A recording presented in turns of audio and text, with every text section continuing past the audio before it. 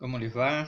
Buen día, buenas tardes, buenas noches, depende del momento en que están viendo este video, que vamos a comenzar el tema 3 de Sociología de la Educación, donde este inicio vamos a detenernos en lo que es el proceso de socialización, algo muy importante y una tarea importante va a tener la educación y va a tener la escuela en este proceso, y vamos a seguir los siguientes puntos: una introducción, individuo y sociedad, el proceso propiamente dicho de socialización, los agentes, y después el punto 4, uno de los puntos más importantes para la edad que a ustedes les va a tocar ser como profesores, ejercer como profesores, que es la adolescencia y la juventud, y la socialización y el aprendizaje, que es lo que nos va a ver cómo se ha dado esto, así muy abuelo de pájaro, digamos, en la antigüedad, la Edad Media, la Edad Moderna y la actualidad, ¿no es cierto? Vamos a ver este proceso. Ustedes van a ver en el texto que les he agregado algunas imágenes como para que les ayude a ubicarse y a orientarse en este texto. Y justamente hágase referencia a aquello que implica fundamentalmente el proceso de socialización, que tiene que ver con el diálogo y el aprender a convivir con los demás.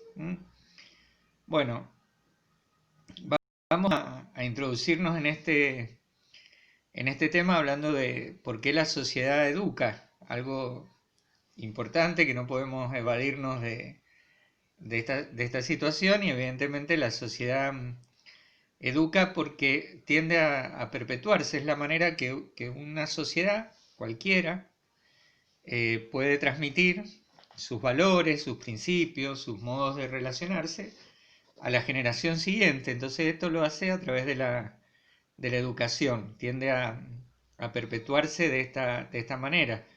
Eh, y en teoría, ¿no es cierto?, esto debería ser para el progreso y el bienestar de la sociedad. Tenemos que decir que todas las sociedades de todos los tiempos, de todas las épocas, más primitivas, más avanzadas o lo que sea, han tendido a perpetuarse, y esto lo han hecho a través de la adquisición del aprendizaje de cómo tenemos que convivir en la sociedad.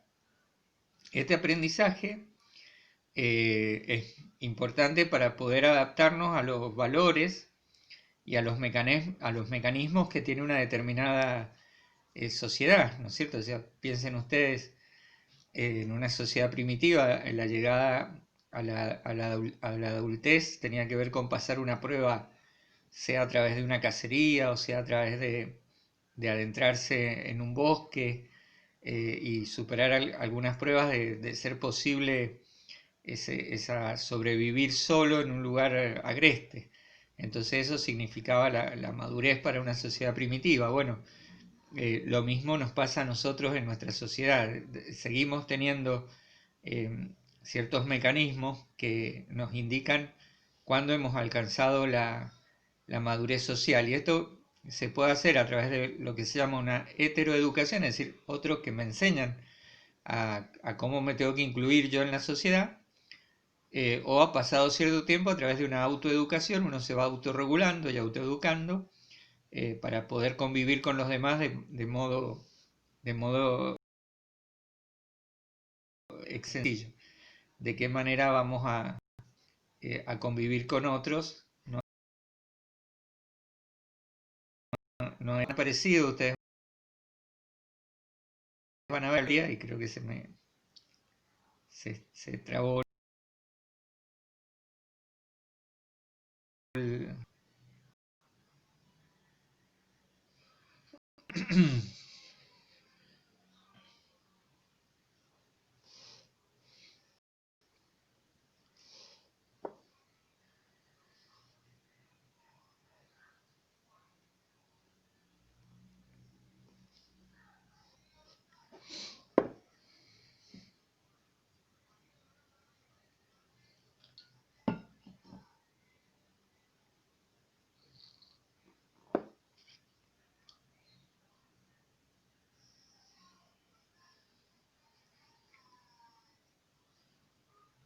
Bueno, la persona humana viene destinada a vivir en sociedad, pero el proceso no parece muy espontáneo por la naturaleza, sino que requiere de un gran esfuerzo y de un gran control de uno mismo. Es decir, la violencia nos es innata. Algunos autores van a decir que el hombre es violento por naturaleza, eso lo vamos a ver enseguida, lo vamos a estudiar.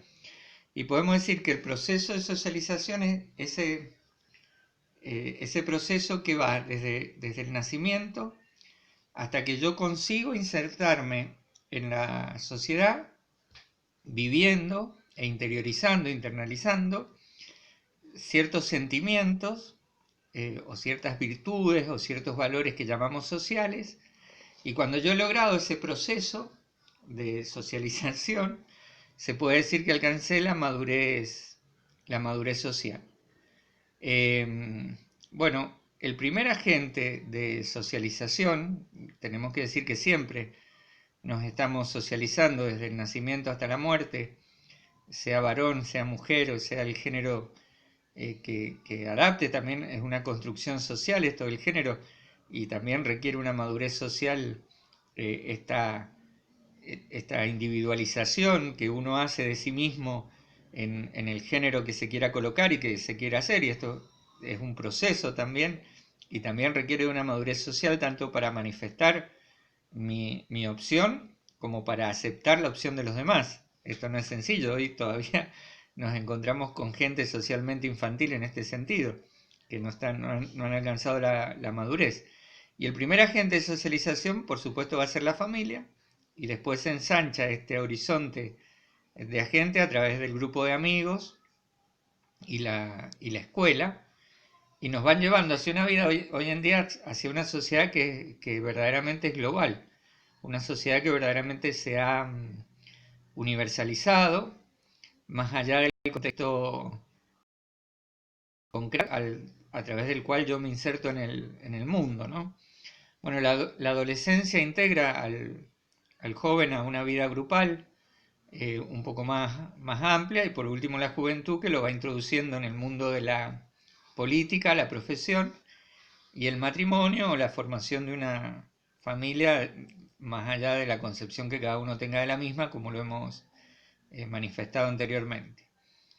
Bueno, esto como introducción, digamos, a qué significa este proceso de socialización. Ahora nos interesa trabajar como primer punto lo que significa el individuo y lo que significa la sociedad, porque la verdad que nosotros nacemos y vivimos en el seno de una sociedad que ya está constituida, una sociedad concreta que tiene muchos aspectos contradictorios. Nosotros nacemos sociales, si bien en esto hay distintos filósofos o sociólogos que han querido como imaginarse un momento en que el hombre no vive en sociedad y la crea, ¿no es cierto? Ese momento de creación de la sociedad, algunos a través de la guerra, es decir, como que los hombres nos matamos y si no establecemos reglas y leyes que nos ordenen, terminaríamos con la destrucción de los demás porque el hombre es un lobo para el hombre, como dice Hobbes, o como la concepción de Rousseau que ve que el hombre es feliz viviendo fuera de una sociedad y que es la sociedad justamente la que lo corrompe y por eso tiene que establecer también normas de convivencia que van a estar regidas por la voluntad general o por la forma de vida democrática, ¿no? Lo cierto es que nosotros necesitamos vivir en sociedad para satisfacer nuestras necesidades básicas y ahí por eso les puse la pirámide de Maslow, que para mí es fundamental, digamos, conocerla porque en esa pirámide están puestas todas las necesidades humanas que tenemos, desde las más básicas, las que forman la base de esa pirámide, hasta las superiores que forman el vértice de la pirámide, pero son todas necesidades humanas que no podemos soslayar de ninguna manera, desde las fisiológicas básicas, como puede ser la salud, la respiración, el descanso, la reproducción, el sexo, a la necesidad de seguridad, a las necesidades sociales, como son justamente el desarrollo afectivo, la aceptación, hasta la necesidad de autoestima y de autorrealización. Fíjense, todas esas necesidades, para poder concretarlas, y satisfacerlas necesitamos una vida social, no lo podemos hacer solos como individuos, sino que necesitamos de la sociedad, y para poder vivir esto necesitamos de realizar un proceso que no es sencillo, que no es fácil. Por eso la persona tiene como una triple naturaleza: la física, donde estarían las necesidades físicas; la psíquica, donde están las necesidades intermedias; y las necesidades sociales. Necesitamos de una sociedad que nos brinde un ambiente no solamente físico, sino también espiritual o cultural, y que se da a través de normas y de instituciones, donde la escuela es una de ellas. Fíjense, la escuela es una institución social fundamental. Los individuos que se han desarrollado fuera de una atmósfera social humana no parecen personas, y como niños lobos que han existido, cuando se han recuperado esa gente que se los ha encontrado de repente viviendo entre lobos y se los ha querido insertar en una comunidad de su propia especie, que es la comunidad humana, esto ha sido prácticamente imposible, porque la socialización primaria que ellos necesitaron no la hicieron en un grupo humano, sino que la hicieron en un grupo de otra especie. Entonces generaron una socialización, podemos decir, de tipo lobo, y no una socialización humana. Y algo interesantísimo es que desarrollaron una expectativa de vida similar a la de la especie en la cual se integraron. Es decir, muchos menos años que la sociedad, que la vida que uno adquiere como humano en una sociedad humana. No estamos diciendo ni mejor ni peor, sino que cada especie necesita la socialización de su propia especie. Bueno, ¿cómo logramos socializarnos? Aquí hay muchas teorías de distintas índole y que son muy interesantes. Una es la psicoanalítica, donde aparece justamente la cultura y la sociedad como un super yo, es decir, como algo que me trasciende a ese yo individual, sea inconsciente o consciente, y genera como una institución cultural, como un super yo, como algo que está por encima de mí, y que es este yo social que establece una madurez también de orden psicológica. Y después la teoría sociológica, que es cómo nos vamos adaptando a cumplir distintos roles para poder generar dentro de la sociedad un estatus. Estas son dos palabras que son importantes: el estatus social y el rol social. Me gusta esta viñeta de Mafalda, donde se pueden ver los distintos roles y el estatus que eso considera, ¿no es cierto? En este caso la madre le da una orden que tiene que ejecutar Mafalda por ser hija, y entonces la madre le dice: yo te lo ordeno porque soy tu madre. Y entonces ella le dice: si una cuestión de títulos, o de estatus social podríamos decir, al mismo tiempo que la madre es madre, ella es hija. Es decir, estos roles son complementarios. Para poder ser hija necesito que haya el rol de una madre, pero para poder ser madre también necesito que haya el rol de un hijo. Bueno, estos son roles sociales que vamos estableciendo más allá de la propia naturaleza que tenemos cada uno de nosotros. Bueno, esto entonces, la relación que hay entre el individuo y la sociedad, y cómo necesitamos de la sociedad para satisfacer nuestras necesidades humanas. Teniendo en cuenta esto, no olvidemos la pirámide de Maslow, que es fantástica para justificar la necesidad de una sociedad. Bueno, el proceso de socialización es un proceso de educación, ¿no es cierto? Pasamos de esta vida agresiva y egocéntrica a una vida, fíjense que la escuela lo manifiesta totalmente, ¿no es cierto? Aprendemos a convivir, y justamente el egocentrismo, la agresividad, el individualismo es lo que tratamos de trabajar en la escuela para que podamos adaptarnos a un grupo humano y social, que es el que nos toca convivir en un curso que no hemos elegido, y que tenemos que estar ahí durante un año, y nosotros como docentes también nos insertamos en esa comunidad social. Entonces este proceso, como dice Durkheim, pasamos de ser un ser egoísta y asocial que acaba de nacer a un ser educado que es capaz de llevar una vida moral y una vida social dentro de un grupo humano. Y el factor preponderante para que esto suceda, para que se genere el proceso de socialización, es justamente la educación. Sin educación, este proceso sería imposible. ¿Y qué es lo que hacemos en la educación? Fíjense qué función cumple la educación en este proceso, que es importantísimo: formar al individuo en el autocontrol de sus impulsos vitales, como son el temperamento, la agresividad, el egoísmo, la misma sexualidad. Me gusta esta imagen, fíjense que tenemos que controlar los sentimientos, la ira, los pensamientos, las ideas y el sueño. Nos aprendemos a controlarnos de acuerdo a las necesidades sociales en esto.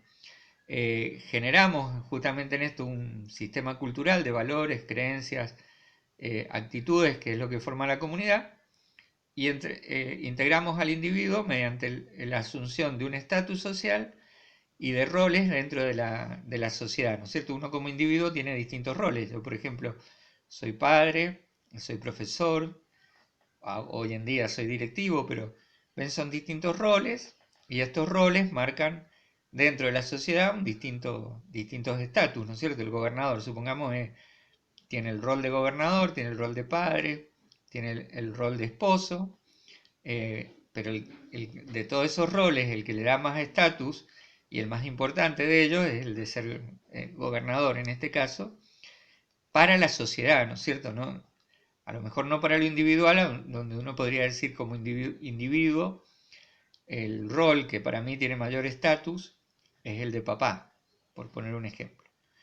Bueno, el proceso de socialización entonces es continuo a lo largo de toda la vida. No tenemos que pensar que a una edad determinada se terminó el proceso, porque a veces logramos la madurez social en distintas etapas de la vida y al mismo tiempo la perdemos en otras etapas y tenemos que recobrar ese momento de madurez social, que sería esa inserción en una vida profesional, en una vida política y en una vida familiar. Eso es lo que nos daría sería aquello que nos permite encontrar cuál es el punto exacto, digamos, de madurez social. Cuando una persona es madura socialmente, cuando es capaz de mantenerse a sí misma a través del desarrollo de una profesión, cuando es capaz de mantener una familia, digamos, un núcleo afectivo estable, y cuando se realiza, digamos, dentro de la vida social a través de la participación política, sea cual sea su especie. No necesariamente acá no estamos hablando de una participación partidaria, como ya lo sabemos distinguir desde el momento que hemos tenido filosofía. Bueno, aquí vamos a dejar esta primera parte del video hasta acá, y vamos a empezar una segunda parte que sería con el punto 3, que son los agentes de socialización. Así que bueno, ahora cortamos el video aquí para que no sea tan largo y lo podamos subir a YouTube, y seguimos con el punto 3. Nos vemos enseguida en cuanto a la ejecución del video, o días más tarde en cuanto ustedes lo puedan ver. Les mando un saludo.